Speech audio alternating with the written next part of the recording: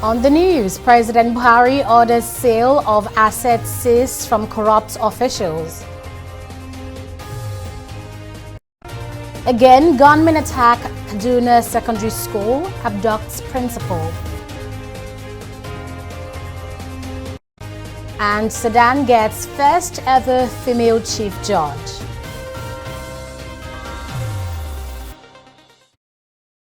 Thanks for joining us on News Now on TV360 Nigeria. I am Annetta Felix. Assets permanently forfeited to the federal government will now be sold with the proceeds remitted to the Treasury Single Account (TSA). President Muhammadu Buhari announced this on Thursday when members of the Presidential Advisory Committee Against Corruption visited him at the State House in Abuja. The president noted that in the past, assets seized from officials would later be returned to them when the government is changed. He, however, stated that such trends will not be allowed anymore. The group, on its part, urged the president to re-establish the judiciary system for criminal cases in the country and also set up a judicial commission on corruption in the judiciary to boost the war against corruption. You will be surprised if you think back that nobody talks of oil, fuel subsidy, corruption anymore. Previously, we were losing almost 400 billion naira a year on fake fuel subsidy payments, but now it's zero.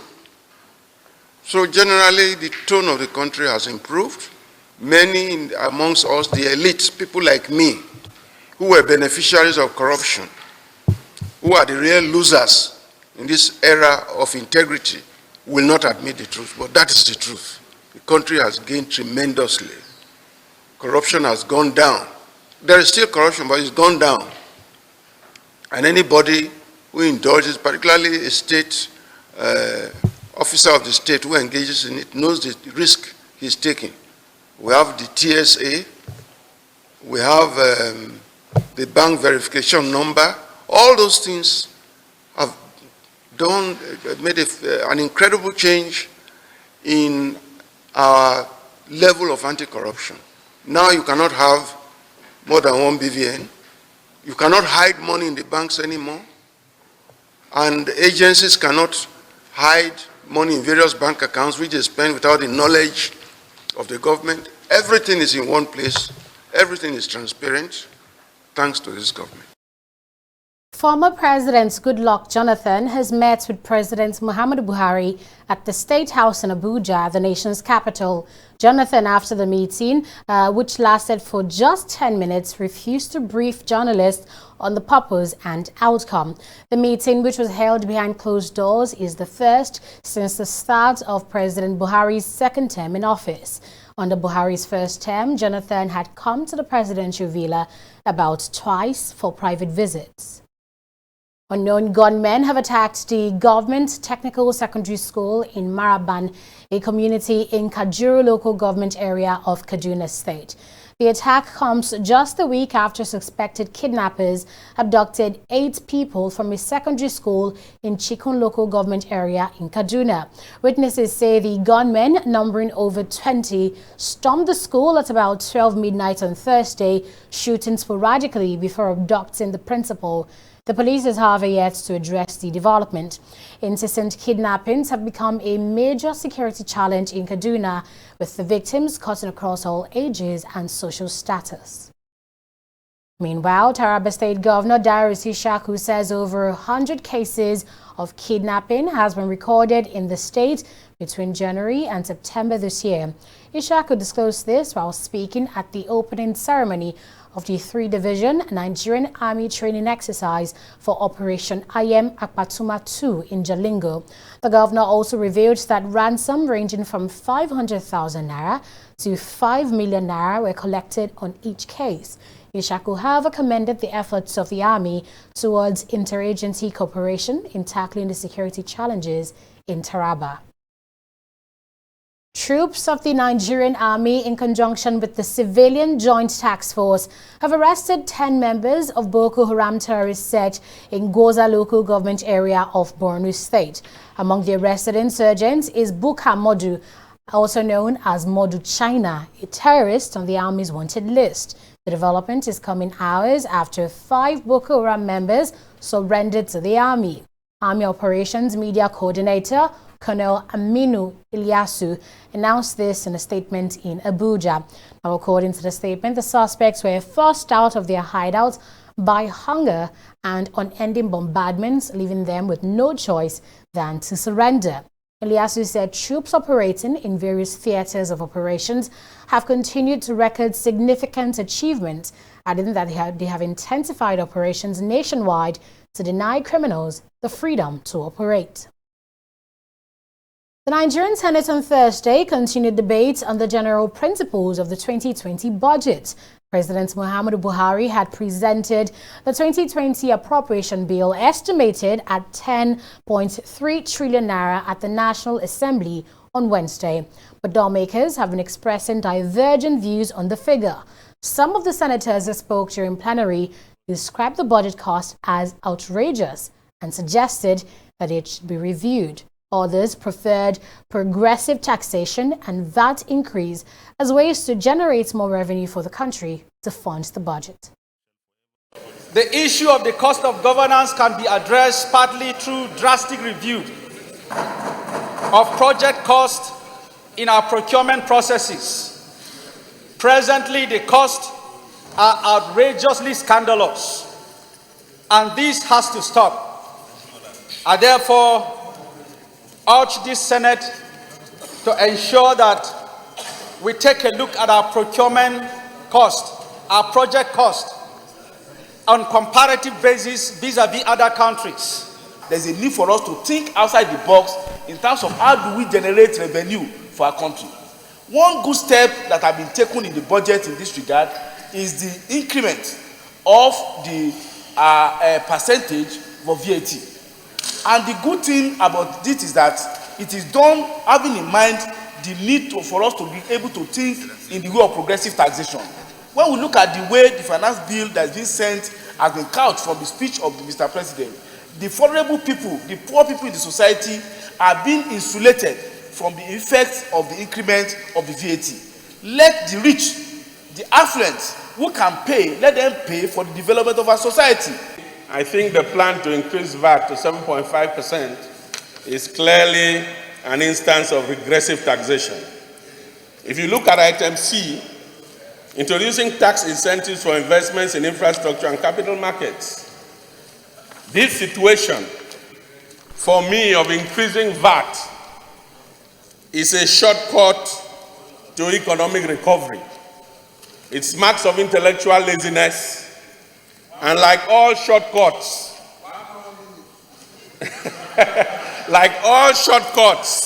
I don't think it will drive this country in the right and proper direction.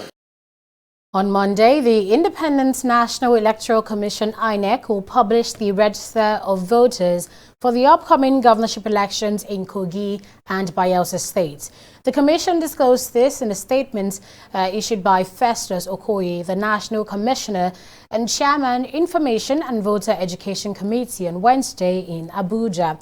Okoye said that INEC would also present the register to all the political parties sponsoring candidates for the November 16 polls in the 2 states, and that's in line with Section 20 of the Electoral Act 2010 as amended. Okoye said the event will take place at the Commission's office in Yenogwa and Lokoja and would be presided over by the supervising national commissioners and assisted by the resident electoral commissioners of the respective states. INEC has set November 2nd as the deadline for the submission of names of polling agents to electoral officers and November 14 as the deadline for campaigns. In Bayelsa, 45 political parties are contesting the elections, while 23 will contest in Kogi State. The National Broadcasting Commission, NBC, has made recommendations to the new NBC Code, including an increase in the fine for use of hate speech. If the new code comes into law, broadcast stations in Nigeria will be liable to pay 5 million naira caution fee as against the 500,000 naira they pay currently. This was revealed by Minister of Information and Culture, Lai Mohammed, at the inauguration of the Implementation Reform Committee of the proposed new NBC code. Tunji Oye was at the event and now reports. Media reportage before, during, and after the 2019 general elections left a sour taste in the mouth of many Nigerians, including the government. This led President Muhammadu Buhari directing the Minister of Information to promptly ensure far-reaching reforms in the broadcast industry with a view to curb hate speech, fake news, and sanitize the sector. Part of the recommendations approved by the President are insulating the National Broadcasting Commission from political interference, review of the NBC Code and extant broadcasting laws, upward review of fines from 500,000 to 5 million for breaches relating to hate speech and inciting comments, suspension of broadcast license after willful repeat of infraction 3 times, among others. It is time for the implementation of these recommendations, and the Minister of Information, Lai Mohammed, is here to inaugurate the 7-man committee. The terms of reference of the committee are as follows: to implement the recommendations of the committee on the NBC reforms as approved by His Excellency President Muhammadu Buhari, to immediately commence work on all statutory, legal and regulatory framework for further legislative action on the review of the NBC Act by the National Assembly, to immediately establish and publicize a new sanctioning, fines and penalty regime that is in line with international best practices, promote professionalism, and serve as a deterrent to erring practitioners against misconduct, especially hate speech, violence, and spread of fake news. Media practitioners have been reacting to this. Those who define hate speech, for me, are just ignorant by half, in the sense that what you call hate speech is what other people will call free speech. And if you say hate speech which is not defined within the context of the law, it's just another way of gagging the media. And for you to come up with some draconian policies that will prescribe certain levies or penalties for media houses is a way of further impoverizing the media, which is struggling to survive. It is a step in the right direction, in the sense that when we're talking about informing people, we've seen cases where instead of informing people, some media houses, they end up misinforming the general public, which is not right. And every media house also has the NBC code from top to bottom. You know what it is that you are supposed to broadcast and what you are not supposed to broadcast. And even at that, you also see some media houses, they go against this NBC code. So whenever they are sanctioned, you hear the hue and cry that this is some form of trying to, the government is trying to gag the media. If you pay 5 million naira the first time, you pay again the second time. No matter how rich that media organization is, that media organization will sit down and begin to think of what to do to avoid any further sanctions. Whichever way the pendulum swings, one thing that is sure is that media reportage by broadcast stations will not remain the same after the implementation. From Abuja, Tunji Oye, TV360 News. True democracy is one that respects all human rights, primarily the freedom of speech, expression, and assembly. For many years, citizens of the world have used these rights to challenge governments and demand accountability. But are these rights absolute? This next report has details. Across the world, protests and demonstrations have become very popular and powerful, with new incidents reported almost every day. But growing alongside this popularity is violent crackdown by security officials. In April 2019, Algerian President Abdelaziz Bouteflika ended his 20-year reign after months of mass protest against his government. 3 people were killed in the spell of that demonstration, with dozens others injured and arrested. A similar display in Hong Kong forced the government to withdraw a controversial extradition bill, though security crackdown left dozens wounded and imprisoned. The situation is no different in Nigeria, where protests are used to challenge laws and demand change. But the demonstrations often turn bloody, with security officials receiving the blame. To set the record straight, we visit spokesperson for the Lagos Police Command, Bala Elkanah, who explains why violence and crackdown by security officials mar most protests. You want to go on procession and you block the major routes, forgetting that there are other Nigerians also who have the right to freedom of movement. When there's a breach of peace, you don't expect the police to just fold his hands and watch. We have a duty to step in and to restore normalcy in good time. So at that time, you see police having at loggerheads with those who are actually protesting. The police have severally come under fire for using force on protesters, with prominent cases including short protests and the #RevolutionNow march. But Elkanah says the police action is not far off from its constitutional provision. There cannot be law enforcement without some lawful exercise of force. The law permits the use of force, but the circumstances will warrant what kind of force that the police should apply. When a protest has moved beyond the peaceful protest to rioting, police is authorized at that moment to use force. Then, where you decide to use weapon against the police, you are also asking the police now to use weapon too. There is, however, a limit to the level of force a police officer can use on civilians. Sometimes people misinterpret when police use a lawful force and unlawful force. If a policeman places you under arrest, you did not drag with him, you did not argue with him, and he used force on you, he will be charged for unlawful use of force. But how can Nigerians express their rights to peaceful assembly within the ambit of the law? When you have a protest, let us know so that we can help now look at the route you cover. We can redirect traffic.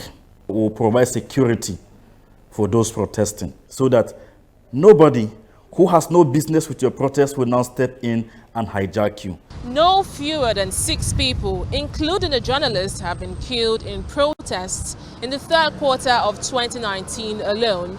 The Nigerian police force says it is now considering the use of stun guns and a review of its rules of engagement in an effort to stem the trend. Fidele Aguncha, TV360, Lagos. And now bringing you updates on a previous story of former President Goodluck Jonathan meeting with President Muhammadu Buhari at the State House in Abuja, the nation's capital. Jonathan, after the brief meeting, which lasted just 10 minutes, refused to brief reporters on the outcome and the purpose. The meeting, which was held behind closed doors, is the first since the start of President Muhammadu Buhari's second term in office. Under Buhari's first term, Jonathan had come to the presidential villa about twice for private visits. We're going to break here and we'll be right back with more stories. Do stay with us. The 14th Wale Soyinka Award for Investigative Reporting is open for entries. Wale Soyinka Center for Investigative Journalism hereby calls for submissions from full-time or freelancing Nigerian investigative journalists whose works border on regulatory failures, corruption in public and corporate sectors, or human rights abuses in Nigeria, and published between 4th October 2018 and 3rd October 2019. Award categories: print, radio, television, photo, online and editorial cartoon. Deadline: Thursday, 24th October 2019 by 4 p.m. Winners will receive cash prizes and more worth 1 million naira. Other finalists will also be rewarded. To apply, please visit www.wscij.org/2019 award. For more information, call 0908-251-5179 or email wscij@wscij.org.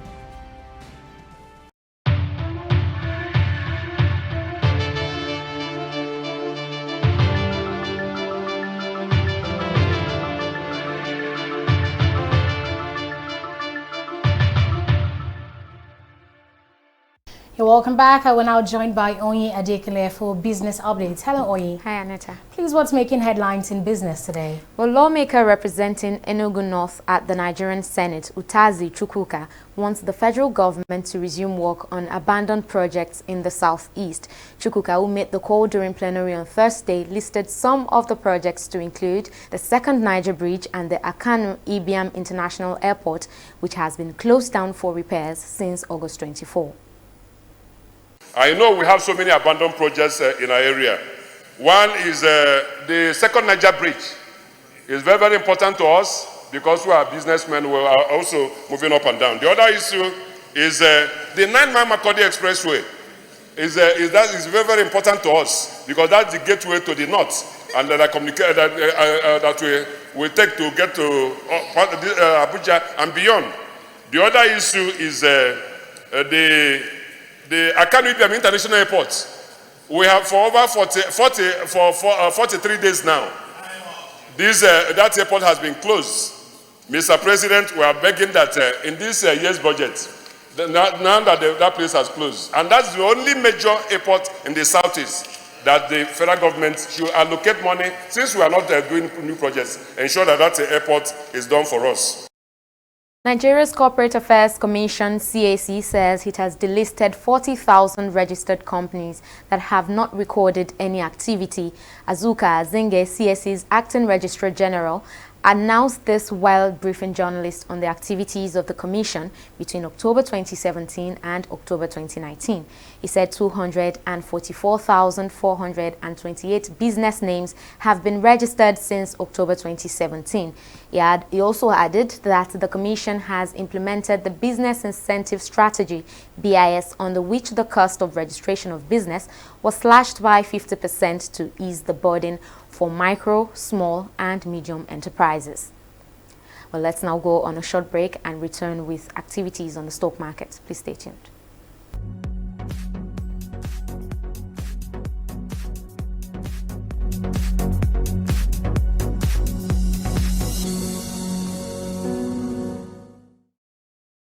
Steady reign of the bears in the Nigerian Stock Exchange kept the markets down for the 4th time this week and 8th time in a row. Crucial market indicators dropped further by 0.06%, while market cap declined by 8 billion naira. Now, trading today was occasioned by downturn in the shares of mostly small and medium capitalized stocks, especially we see Custodian PLC, Flour Mill, and we also see, when we move forward, we see EcoBank and UBA making combined loss of 11.8%. That's all 4 stocks combined. And on the flip side, we see United Capital PLC, that's UCAP, leading the price gainers with 15 kobo increase, followed by Len Africa, of course, which recorded a price gain of 11 kobo. And we have Dangote Flour and First Bank of Nigeria closing the day positive as well, with 5 kobo gain in their respective share prices. And in summary, over 363 million shares were traded in the market today, and this summed up to 19 billion naira. Now, that's an increase of a whooping 12 million naira from 7 million yesterday. And although that sounds good on the surface, it's actually bad for the markets, because what it does mean is that market is experiencing more sell-offs, and that's largely due to global economic outlook. And we can only wait and see how this week ends tomorrow for the NSE, which is in dire need of a powerful catalyst at the moment. But moving on now to global markets, we see what Brexit deal, hope on Brexit deal and trade talks is doing to FTSE. The Dow Jones, of course, also witnessed a turnaround. Immediately, President Trump tweeted that he will meet with Chinese authorities on Friday.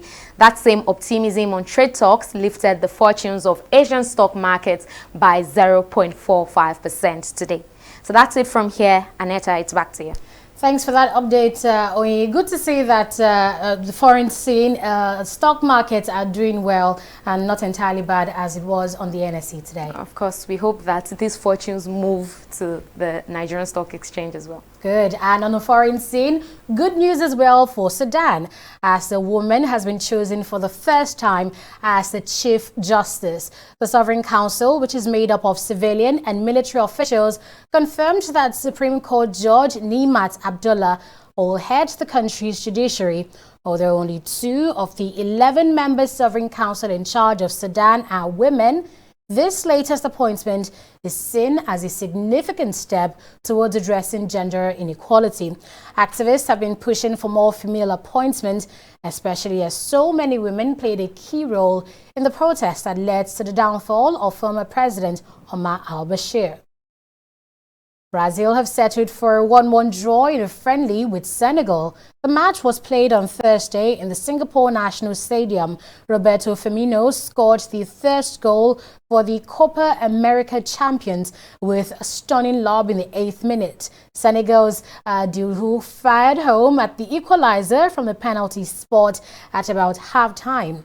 Meanwhile, Brazil will battle with the Super Eagles at the same venue on Sunday, October 13, in an international friendly game.